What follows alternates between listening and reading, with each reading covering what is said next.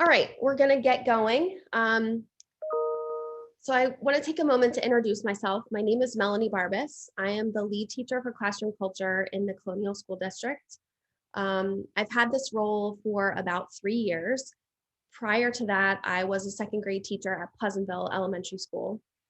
I'm also the parent of a child in the district. My son is a sophomore at William Penn.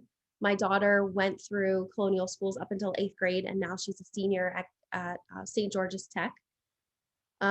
So I'm wearing a couple of hats this evening, one as the facilitator of our session and the lead teacher for classroom culture, but also a parent and a community member at the same time. So I mentioned that I taught second grade in the district. I previously taught in Cecil County, and I joined Colonial in 2005.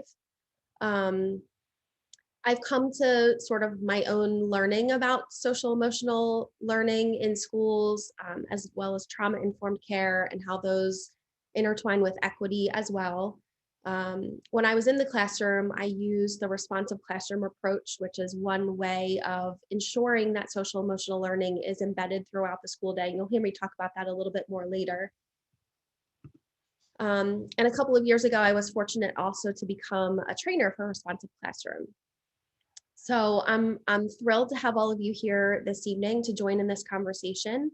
I'm hoping this can be the first of many conversations that we have within the district about social emotional learning. So we're going to begin with a little bit of information about what exactly social emotional learning is and why anyone is talking about it, why it's important, why it's beneficial for our schools. So let's take a look at our session goals for this evening. We're going to define social emotional learning and understand its importance, as I mentioned. We're also going to have an opportunity for you all to share your perspective and to let us as the school district hear your voices about what you'd like to see from Colonial Schools in terms of social emotional learning. We have a couple of group guidelines that are going to help us maintain a supportive community as we learn together this evening. So first, take care of yourself. In our time of Zoom, we know that lots of things can be going on while we're engaging in a video call like this. So ensure that you're meeting whatever needs you have at home with kids and family and whatever's going on for you. And also, to use your voice and share with us what you'd like to say when we get to that point in the meeting, because part of this experience is for our stakeholders to share their perspective. We'll also ask that you take care of your fellow participants. So hopefully later this evening, we're going to get into a couple of breakout rooms and just ensure that there is equity of voice in the room. You're sharing the space, you're allowing folks to speak, and you're taking in what they're saying. You're giving yourself room to speak as well.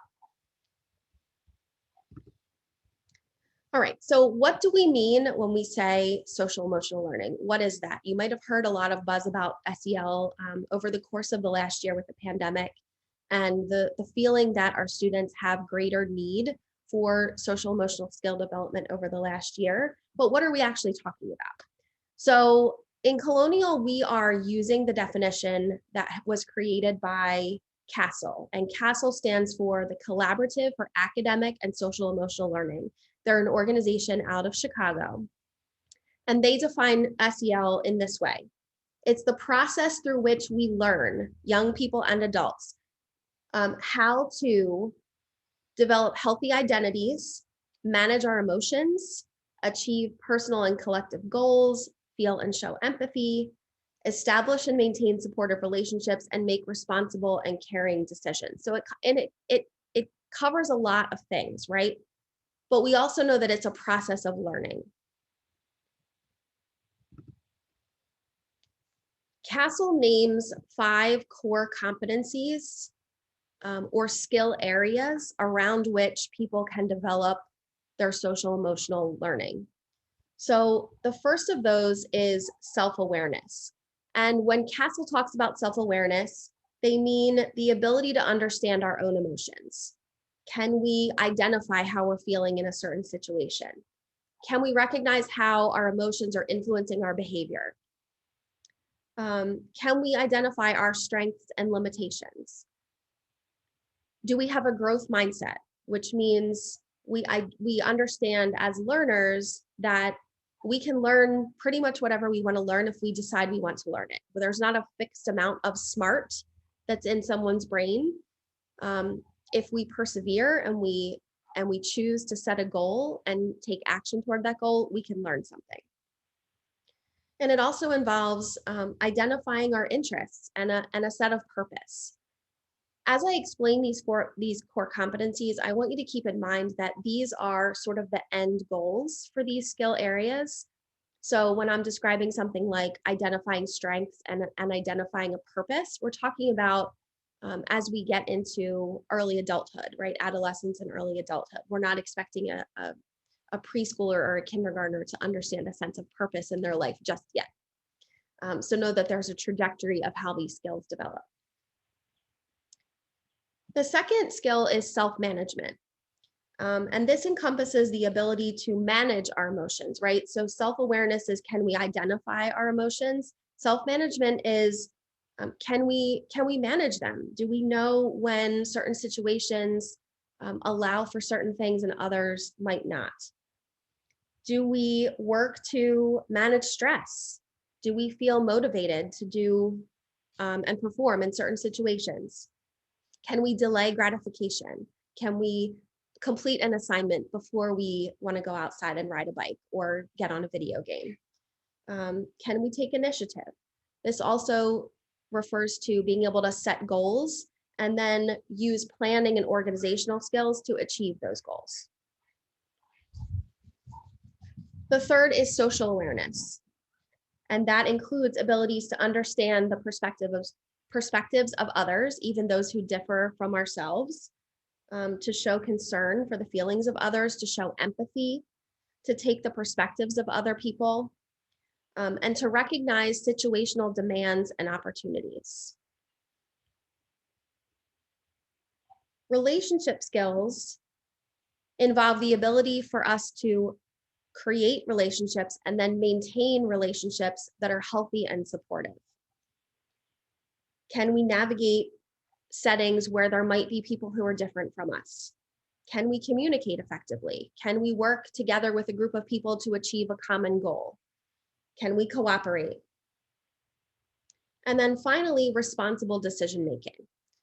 And these are the abilities to do things like make caring and constructive choices about our personal behavior, to be able to demonstrate curiosity and open-mindedness, to make reasonable judgments after we evaluate the pros and cons and decide on the potential consequences of a decision that we might make.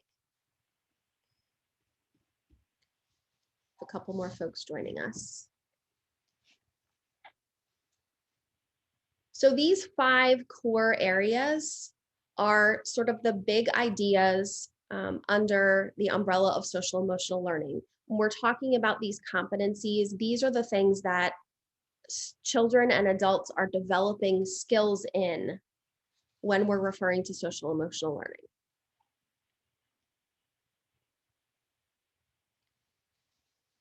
So why is anyone talking about social emotional learning? Why is it something that schools have begun to think more about over the last 10 or so years? Well, children who are exposed to social emotional skill building at school show different outcomes.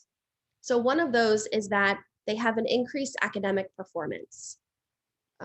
They perform better in school. And a lot of the skills that I mentioned are very closely related to learning. So just think, for example, of being able to delay gratification, right? To get an assignment done before we do the thing we actually want to do. And that's especially prevalent right now when many of our students have been learning over Zoom and have had to manage their assignment completion more on their own than they have in the past. Students who experience social emotional skill building in school also show improved behaviors. In the classroom, they show an increased ability to manage stress. They have better attitudes about themselves, others, and their school.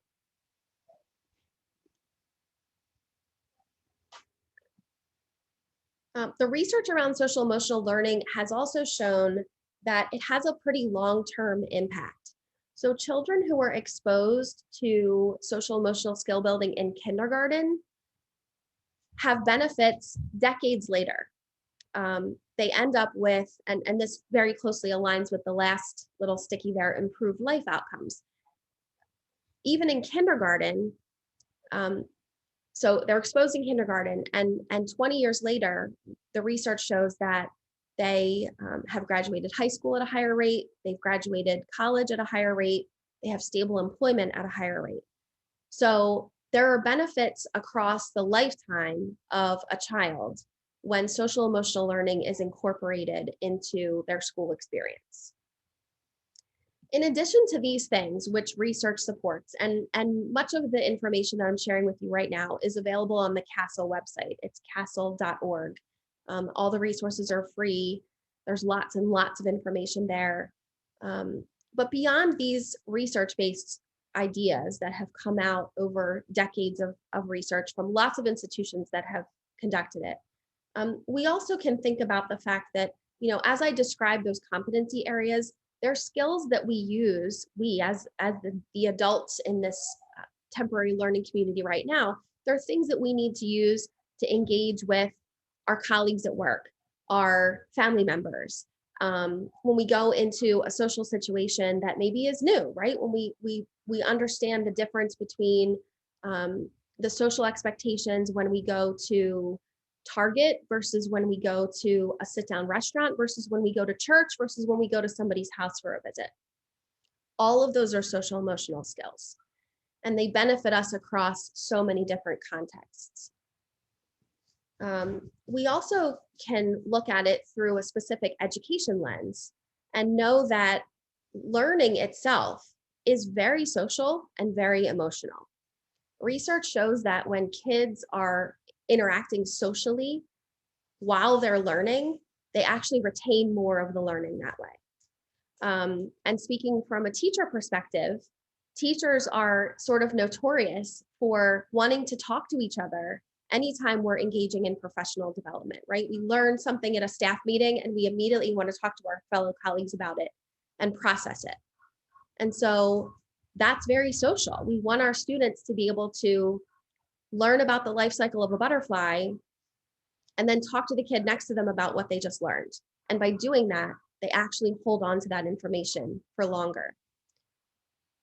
And it's emotional in lots of ways as well. Growth mindset, which I referred to earlier, involves kids trying things that maybe they've never tried before. And that involves taking a risk, because as most of us have experienced, the first time we try something new, we're probably not very good at it. We're probably going to fail. And that takes courage and perseverance to then try the thing again. And so part of the social emotional learning process is creating a classroom in schools where students are safe to try that risk, to try the new bit of learning. And even if they get it wrong, everybody's okay. They're going to be supported by their teacher, they're going to be supported by their classmates, and they know that they can try that tricky thing again, and again and again and again until they get it, because that's how people learn.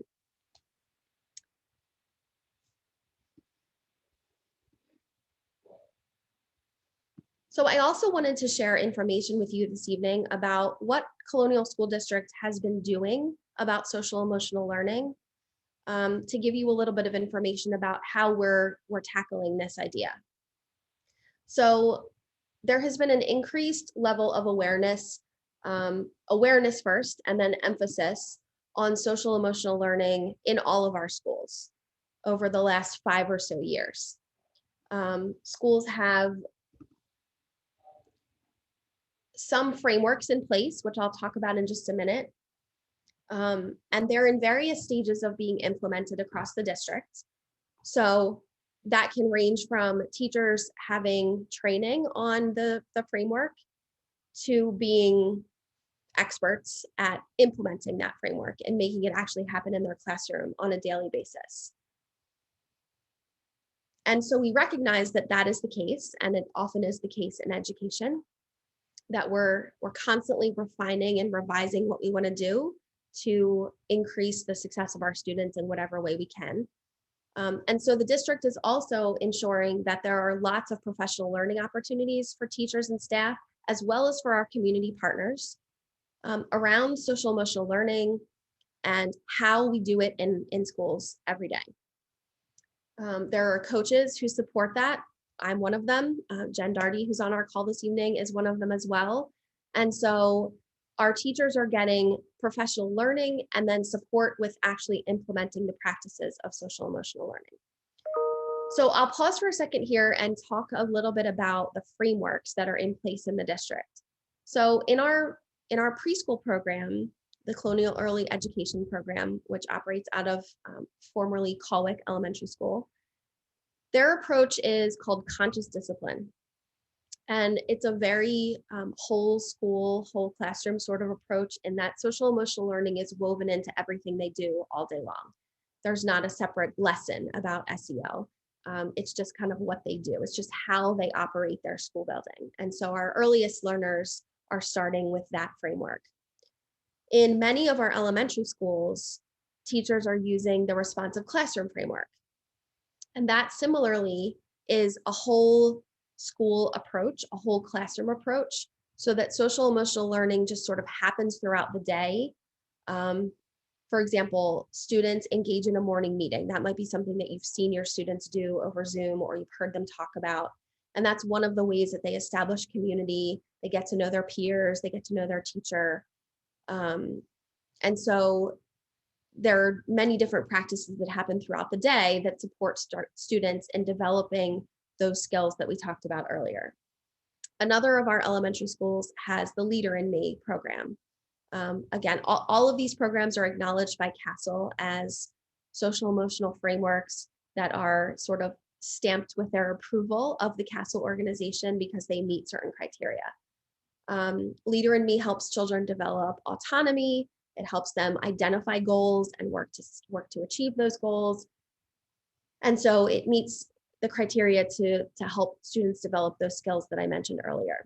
And then in our middle and high schools, we have a combo. So our 3 middle schools are using responsive classroom and also using restorative practices in many cases. And our high school, William Penn, is using restorative practices.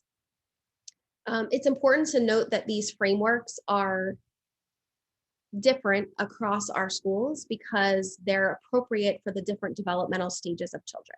So conscious discipline is designed for children at a certain stage and age in their life, whereas restorative practices is a little bit different. So know that as these frameworks are chosen, that is considered, right?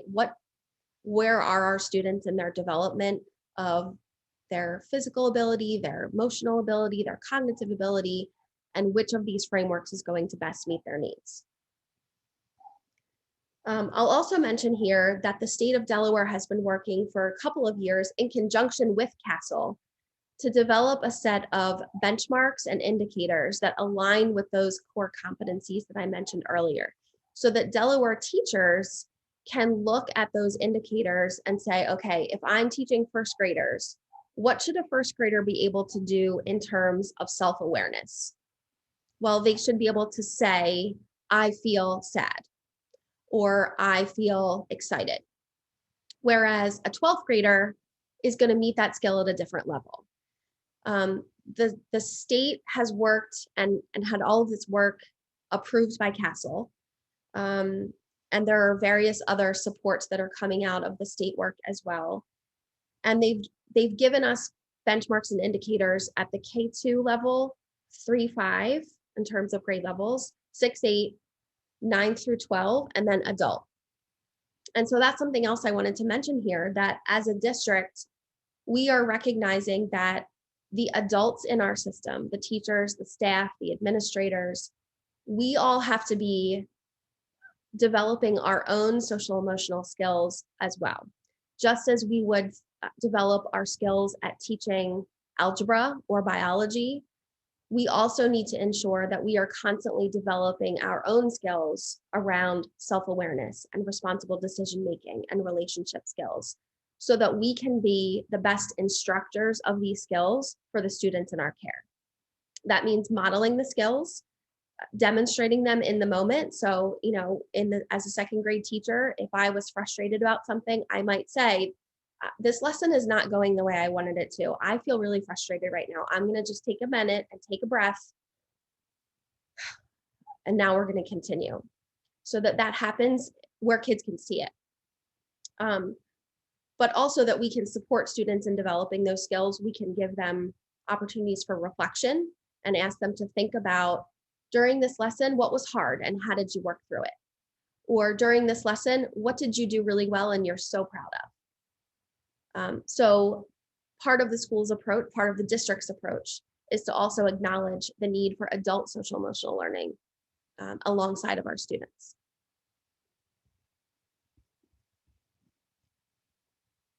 All right, so that was a whole ton of information for you about social emotional learning. And as I mentioned at the start, we want to hear your thoughts on social emotional learning in our district. So I have a couple of questions. I'm thinking we're just gonna stay in one space here and open up the floor for your thoughts. So I'll give you a couple more sort of directions on that in just a second. But I'd like you to think about two primary questions here. First, what information have you received about social emotional learning from your child's school or your child's teacher? And then what would you like Colonial Schools to be doing that we're not already doing to support social emotional learning? So take 20 or so seconds to kind of think on those questions, and then we'll open up the floor to folks who would like to share their thinking. If you are working on a laptop and you have a toolbar at the bottom, I have to admit that I'm not as fluent in the toolbars on phones or tablets. But you have a tool that will allow you to raise your hand. And there will be a little icon that you can show in your video screen that I, as the host, will be able to see, and that will help us moderate the conversation a little bit. If you can't find it, it's okay. We'll just have you unmute and share your thinking. All right, so I'm going to be quiet for a second and give you a few seconds to think, and then I'd like to hear from some of you. And I'm going to be taking notes about your ideas as you share.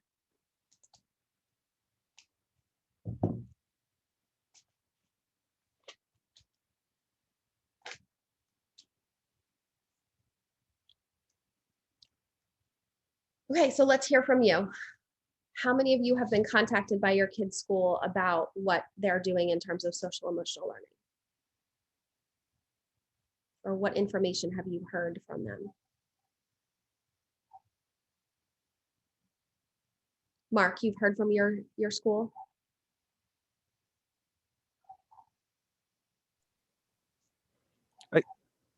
Hi. Hi, thank you. So I guess for Wilbur, Principal Howell does a like a set time where she'll go over like a life situation and talk about it. Okay. I remember the name of that time that she called, but she was doing that. And then on Class Dojo, there's stories that they talk about, characters doing good and bad behaviors. Okay. And then I've seen the conundrums on one of the platforms. Okay. Great. So I guess that's maybe not exactly what you're talking about, but no, that absolutely is. All of those are examples of them thinking about social emotional learning. Yep. Okay. Yeah. I know there's quite a few folks from Wilbur on the call this evening. So hopefully those things sounded familiar to you.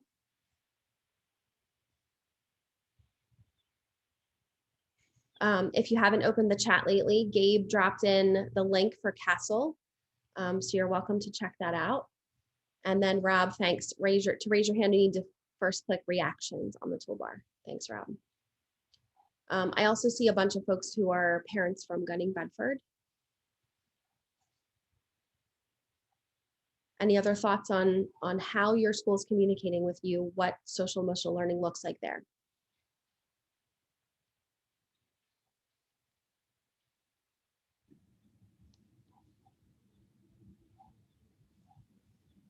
Hi, I'm Pamela. My grandson attends the Gunning Bedford Middle School, and I'm pretty much just getting involved by recommendation of the counselor at Gunning Bedford. So I'm pretty much the parent. Amir lives with his dad because my daughter passed away last year. So, and I have been seeking help because he was having difficulties in school.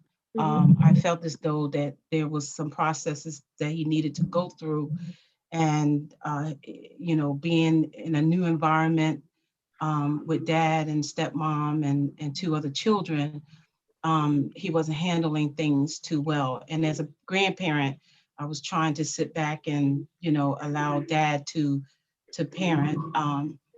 So now I'm involved, you know, her dad and stepmom, they actually wanted me to become involved. So basically what I had, I'm kind of new coming in. So basically what I have learned um, is that they do offer help. I have been contacted by the school psychologist. I've also been contacted by Mr. Phillips. I would, like I said, it's all new for me. It wasn't new for me when he was at Wilbur, but you know, but it was all just starting, and he was in a support program then. So this is why I'm here, you know, to learn, you know, more and what else I can do to help him get through this hurdle that he's dealing with. Yeah. Well, first I want to just say that I greatly appreciate your willingness to share and be vulnerable in front of this group of complete strangers. Thank you. And that is part of our group guideline of take care of each other, right? So I saw many of you, you know, leaning in and really listening to Pamela share, and that's the participant side of the taking care of each other part too. So I just wanted to kind of acknowledge that. And that we as this temporary learning community, right, have come together and are using our social emotional skills right now when we listen to Pamela share her story and we think about, you know, how we might be feeling about that. I really appreciate that, Pamela. Nicole, I thought I saw a hand. Yes. Yep. Hi, my name's Nicole. My child goes to Wilbert for first grade. There wasn't so much information that I have gotten about like, you know, social emotional learning. My daughter's teacher has been like phenomenal in that, and the principal has sent out like emails about different programs that can help you through the school year. Okay. But I don't really feel like a lot for first graders. I don't know about any other grade, but for first grade particularly, I don't feel like there was like a lot of social emotional things. Her teacher again has tried, but it's very hard with the kids screaming, and there's just never breakout rooms, and there's always other kids that need more attention than some of the kids that know what's going on. So that was my only concern for with first grade, is that I feel like some kids who were a little bit more on track weren't getting enough of that interaction with other kids than the other kids that needed more attention. I don't know if that made sense, but Absolutely. Absolutely. Um, I mentioned that my son is in the district, and we've been doing remote learning since last March, right? He hasn't gone back in person. And so, you know, I'll take off my facilitator hat for a second and just wear my parent hat, and I can totally relate to how difficult it's been for kids to just to engage in the same way that they did in person, right? To have the relationships with, I mean, my son's a sophomore. He never takes his hood down. None of his teachers know what he looks like because he never turns his camera on, right? And he's never seen any of the other kids in his class. They don't know him.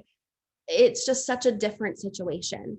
And so part of what we're acknowledging as a district too is many of the things that you're mentioning, that kids are going to need more support in the area of social emotional learning as we go back in the fall, hopefully with fewer restrictions than we've had, and be able to get more of our students in the buildings and return to more normal than, quote unquote normal, what we've had this year, and really support that social emotional learning in a different way than we have in the past. So I appreciate you sharing your perspective there. So any other thoughts on, how you've been informed, or what your take is on how social emotional learning is happening in your school? Jackie. Hi. Hi. So, my child new to Gunning Bedford,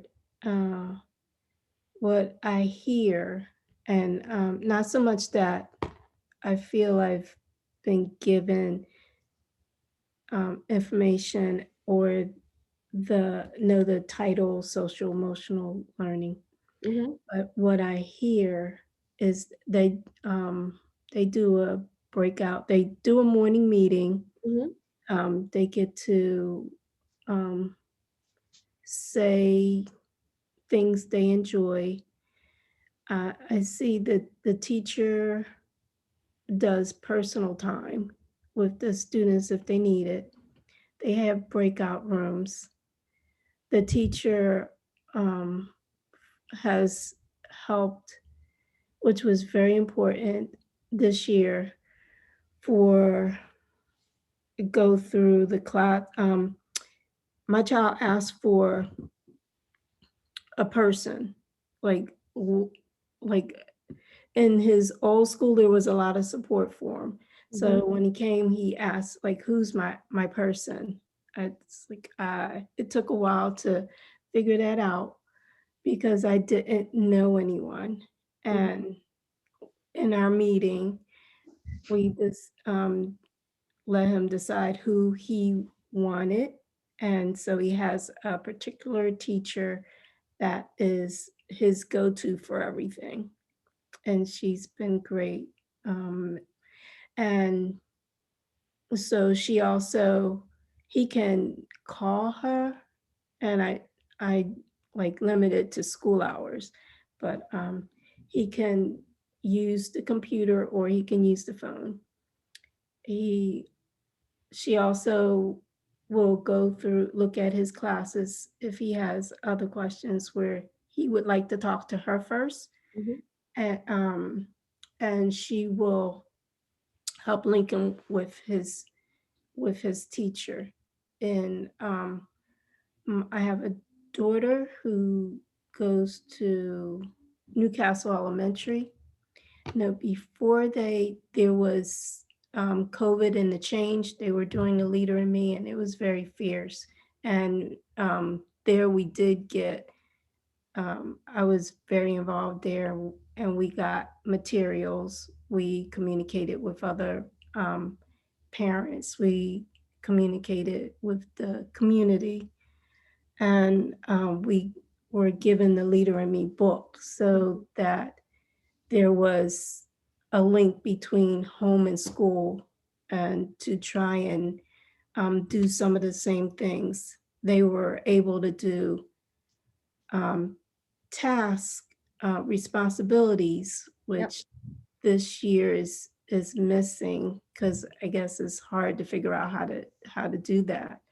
But it's very important. It gives them it gives them a sense of pride when they can have something that they're responsible for. For my children, I have outside sources, and we met with all the teachers and figured out how we can make that work, since they can't have anybody in the schools. So one of my children was able to integrate into school by having a session. So they help him to be able to have an hour where he had his therapy session. And the health team also, we communicate regularly with the team that's there. And that was very helpful. What I would like to see more of is sensory things for them. And since they're starting to go outside, is to do something like I guess, and with the groups that they're in, like maybe digs or nature, or like learn together some type of way, that way. More physical activity, I think, would like be great for them. I know I learned when I guess they get above 5th grade, the whole gym thing is changed, and I don't think that's for the better for them. Yeah, that's a hard transition to go from 5th grade to Yeah, and they really need it. yes. Yeah. They really need it. Yeah. Yeah. And I know it's hard to figure out, but to be like a little bit more imaginative, like, because they are taking their school buses. So I had one child where they took the school bus, and the bus just went around the block, but the children were together. They did, it was activities on the bus, Mhm. and that was like very exciting and enjoyable for them, and they were able to like and the bus stopped on the school grounds, and they all ate lunch together. Nice. They're missing those types of things, and I think that would be, if you incorporate something important in school with more sensory things, I think it would like get more into their long-term memory. I appreciate that. And Jackie sort of transitioned us perfectly right to the second question on the slide here of what would you like to see more of in our schools to support social emotional learning? Many of you have talked about some of the things that you know are happening. And so where can we do better for you and your students? Nicole. I was just like, I just had some like maybe 2 or 3 thoughts. I like Jackie said, like the book thing. I don't know if you guys could maybe, we pick up supplies every year.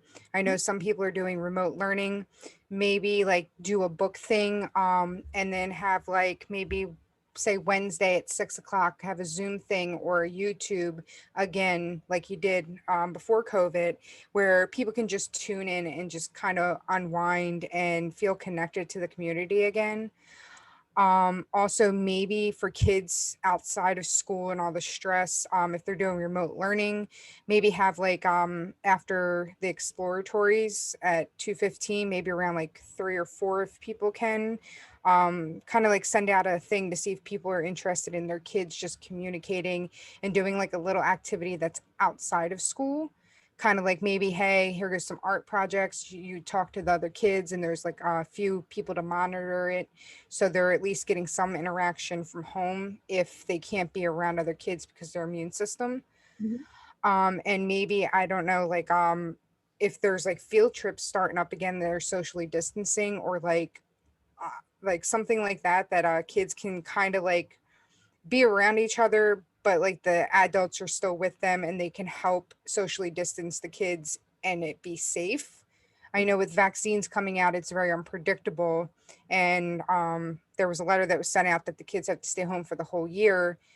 And it's going to be a little crazy again this year. But maybe if there was some way to kind of like send out like a survey to see which parents are interested in like doing remote, and then which parents are interested in doing like a little bit extra for their kids' social emotional. Yeah. So it sounds like you're looking for opportunities for kids to really connect with other kids. Exactly. Yeah, that's super important. Other things that that you'd like to see happening to support students' social emotional skill building. And, let's extend that too, in thinking about ways that we can support our own social emotional skill building as parents. I know for myself throughout this pandemic life over the last year or so, right? Like I've had many instances where particularly my daughter will be like, can I go XYZ, do this thing, whatever? And I'm like, why? Why do you need to go do that? And she just kind of gives me this like, what, why are you saying it like that? And I honestly have no idea why I'm responding to her that way, right? It's just like, because of all the things that have been happening in the world over the last year, it's not uncommon for us as parents to have heightened anxiety and the unpredictability of schedules and managing kids at home and trying to work at the same time, and all of that takes a toll on us as caregivers as well. And so let's extend that question out to what can we do to support all of you as well as your students.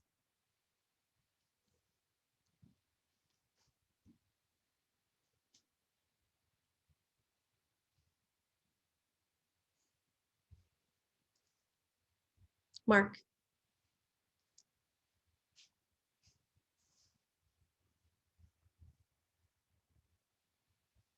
I think you're still on mute.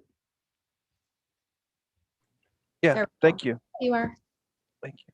Yeah, my kids are still going through elementary school, and there's been things that have happened, and it just seems like,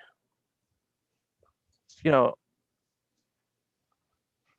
the parents of the child that was, maybe the target, it's like they really didn't. I didn't felt like they really didn't try to, you know, look out for the target. Mm. They say like, we're not going to share whatever is going to the other child. Okay, I get it. No, you're young children. Things are going to happen, but I thought there was a real loss and misstep when you the school, everyone, people that were involved didn't kind of like say, okay, so you know, um, emphasize, okay, this is what happened that was wrong. This is what our goals are. This is what would be right. Mhm. And like just try to be there for the target. Say, you're doing fine. Keep up. Things are going to happen, but the system is there that supports you, that's looking out for your emotional development. And, I just felt really, Like it was a missed opportunity. yeah, yeah, and well, missed opportunity, but who knows what negative effects are going to happen to the kid. Like who knows what else is going on with them. We might have heard about this incident happening, but who knows what else was going on. So um I was really disappointed in the way all the incidents that have happened. I've been really disappointed. They say, well, we can't share what the student that did the action, what happened with them. Okay, fine. But Mhm. then it's just like they put up this wall, Mm. and it's like you're on your own. It was like, but yeah, but I send my kid there, Right. and that holistic care. Yep. Yeah, something happened. Yes, kids make mistakes. They don't have good judgment, but it was just, yeah, it was really disappointing. It was really disappointing. I kind of lost, you Mm. know, Yeah. a lot of hope that going to this school would be like there. I don't know. Yeah, missed opportunity. I appreciate you sharing that. That was that's so listening to that really made me feel like the chance for the school to empathize with the child in that situation and say, you know, yes, we understand that kids make mistakes, because I mean, who doesn't, right? Adults make mistakes too. But to offer that sense of, we're here to take care of you and support you, and if this isn't right now, we're going to do something different to make it right. And we're here to support you. We're also here to support the children who maybe did wrong in this situation or made the mistake, because we want everybody to succeed. That is our job as a school system. Yeah, so I really appreciate you sharing that. Nicole, did I see your hand again? Or Yes. Joyce, I'm sorry. Okay, it's Nicole and then Joyce. No, Um, with that, what he was talking about is like the bullying. You know, some of the teachers just tell the kids them they be tattletaling, so they're not supposed to tell. And I think that is so wrong, because when you tell a kid that and somebody is bullying that kid in school, that kid build up emotion, and that's why certain kids come to the school and do stuff. You Yeah. understand? So I don't think teachers should be telling those kids to tattletale. They should tell these kids, okay, you could talk to me on the side if you don't want that next person to hear. And at the beginning, they always send out this bullying form that we have to sign. And the school should follow that. Because when I sign that and I go to the school and tell them stuff, they should agree and listen and get the matter fixed. Yeah, Then absolutely. my kids shouldn't be scared or be unsafe when you send out that form for me to fill out. Absolutely. Understand what you Absolutely. Absolutely. And that is one of the primary responsibilities of our schools, right? Is to keep our children safe physically, their bodies are safe, but also feeling safe emotionally when they go to school, that they're going to be taken care of by all the people around them, the adults and the children, so that they can learn, so that they can make friends, so that they can thrive, not just be okay, but do their best in every situation. So I appreciate that thought on, you know, what does it really mean when a teacher says to kids, don't tattle? Because that's a tough one. And, you know, for some kids, when you're 6, that's your whole life, is telling the teacher what's going on with the other kids. And that's developmentally appropriate when a kid is 6. That's what they want to do, because they're learning about where the boundaries are. And if the boundaries apply to me, do they also apply to this kid? So that's something that we as a district can work on to ensure that we clarify with teachers through professional development. Nicole, go ahead. 2 parts real quick, to just go on Mark and Joyce. Yeah, that it was a main concern for me. When my kid was in kindergarten, she had gotten like bullied, and I wasn't told about the one where she came home with a concussion, because a kid shoved her down in the playground. I did get called about the second one where a kid punched her in the stomach. But the problem is they let the kid back in like the next day, and they just said she's just going to have to deal with it.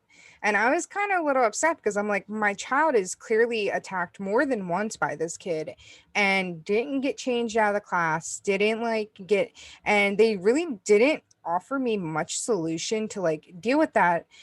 And that kind of upset me, because we have to sign a paper about anti-bullying, how very serious it is and all that. And I'm like, but you're telling me when my kid defended herself that she shouldn't have, but then when the kid attacked her, that he could just come back to class the next day. And that kind of really upset me. And what kind of concerns me is now with COVID, she's been home for 1st grade. She's going to have to stay home for 2nd grade. Then she's going to be having to go back in 3rd grade. And I just want to make sure that there's safety measures, that my kid isn't going to get bullied because she kind of missed 2 years of school, and the kids who got to go to school in person and got to keep those friendships, she's not going to be alienated. Yeah. I hear you. Go ahead, sorry. No, and the second part, just so I don't interrupt anybody else, with maybe interaction with adults, maybe have like a trivia / talk night, have the parents just relax for a couple of minutes, just do like trivia, and then get into what they like how the school year is going to go, like how we have semesters, I guess you call them, or like where you get report cards. Maybe like we expect your kids to be able to do this, this, and this if they're doing remote, or just update the parents. Hey, this is what we're looking for out of your kids. Here goes some options that maybe you can take, some workshops if you're concerned about this area, or here goes some things that are in the school district that other parents are taking if you have concerns outside of school. That it's just, interaction that isn't related to school per se, but just life. Yep. So that I'm noticing that it's 6:55, and so we're going to be wrapping up in the next couple of minutes. And I couldn't, if I had asked Nicole to set that up, it couldn't have gone any better. One of the things that I wanted to sort of leave us with as we start to close out our session is to ask you to think about what you might be interested in moving forward in terms of sessions for adults, right? For the caregivers in our community, whether it be opportunities for you as adults to just come together and talk to each other about being parents and your experiences and connect with each other. And if you would like other opportunities as we move into the next school year to learn more about social emotional learning in terms of how you can support that at home with your kids differently than you might be doing now, or what is school doing that you can be aware of and sort of match at home, similarly to the way that your kid is learning to read in school, and so you're going to read books with them at home. What does this piece look like? So through the sign up that you all did to be here this evening, we have your email addresses. And so I'm going to be reaching out with some questions about that in the next week or so, just to kind of gauge your interest in some of those opportunities that we could certainly provide for our parents and caregivers as we move forward. The other thing I wanted to mention is our school climate survey. All the schools in Colonial are participating in the school climate survey this year, and hopefully you have received a link from your child's school. Some of our schools are still getting started. They all have their own timetable, but that's a really great opportunity for you to share what your child is experiencing from your perspective. Students third grade and up take their own survey, so they get to share their perspective as well. And that's important data for us as a school district to see, for example, in what schools might we need to focus more on student to student relationships, as some of you mentioned, right? So that our students go to school and they feel cared for by their peers, not just by their teacher. Where might we need to work on ensuring that we're using behavior techniques that are positive and supportive as opposed to punitive? So that information is really important for us to have. And hopefully when you see that link come across your screen or your inbox, you'll take the opportunity to complete that survey. The window closes on May 31st. So in the next week or so, if you haven't seen that, go ahead and reach out to your school counselor. They're the leader of that effort in their building. All right. So I want to honor your time. I appreciate so much that all of you joined this call this evening. This is a topic that I'm very passionate about, and I can tell by your responses that you are as well. And I really look forward to future opportunities to connect with you and talk more about how we can support you and your children in social emotional learning. I wanted to offer you my email address if you have questions, if you have lingering thoughts after we finish up, if you have other concerns that you want to share in private, please take note of that and feel free to email me. And I will do what I can to address those concerns, answer those questions, or find you somebody who knows how to. So thank you so much for being here. I hope that you enjoy the rest of your evening and stay cool. I'm trying to catch a breeze here in my dining room and not being super successful with that, but I hope to connect with you soon. Thank you so much for joining us this evening. Jackie, did you want to share something before we go? Thanks, Rob. No, it was a clap. It just an applause. Thank it was just an applause. Thank you very much. Okay. Yeah, thank all of you. Thanks again.